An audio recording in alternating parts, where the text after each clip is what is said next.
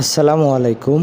আজকে আলোচনা করব এইচএসের জন্য বেশ গুরুত্বপূর্ণ একটা প্যারাগ্রাফের নাম হলো causes of failure in English.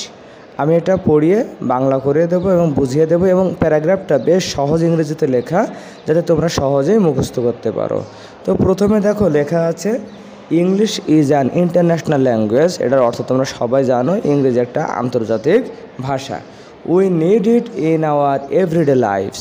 এটা আমাদের প্রতিদিন জীবনে এই ইংরেজিটা আমাদের দরকার। We can't get a job without knowing English. English না জানলে কিন্তু আমরা কোনো চাকরি পাই না। We can not communicate with people from other countries without it. এই ভাষা ছাড়া অন্য দেশের যে লোকজন আছে তাদের সাথে আমরা যোগাযোগ করতে ও কথা বলতে পারি না। So learning English is very important for us. এজন্য আমাদের জন্য ইংরেজিটা শেখা খুবই গুরুত্বপূর্ণ। But it is a matter of sorrow that, কিন্তু দুঃখের বিষয় এটা যে most of our students fail in English. আমাদের অধিকাংশ ছাত্রছাত্রী ইংরেজিতে ফেল করে। There are many reasons for this. এর অনেকগুলো কারণও আছে। কী কারণ? প্রথমে বলছে English is a foreign language. ইংরেজি কিন্তু একটা বিদেশি ভাষা, হ্যাঁ। So it seems difficult for them. এজন্যই এই ভাষাটা স্টুডেন্টদের কাছে খুব কঠিন মনে হয়। বিসাইডস, এছাড়াও hour education system is defective.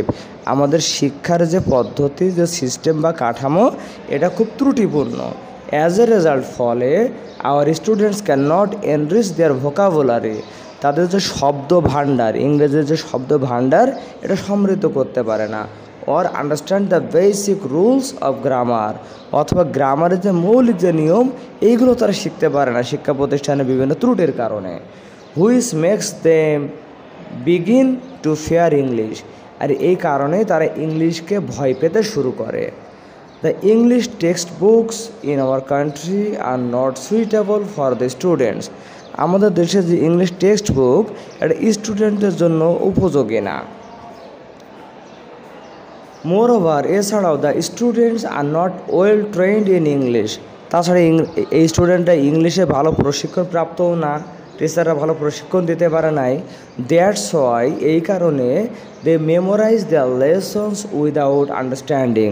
তারা না বুঝেই ইংরেজি পড়াগুলো মুখস্থ করা শুরু করে দেয়। কনসিকুয়েন্টলি, এর ফলে they forget everything in the examination hall. পরীক্ষার হলে তারা সব কিছু ভুলে যায়। There are more reasons for failure in English.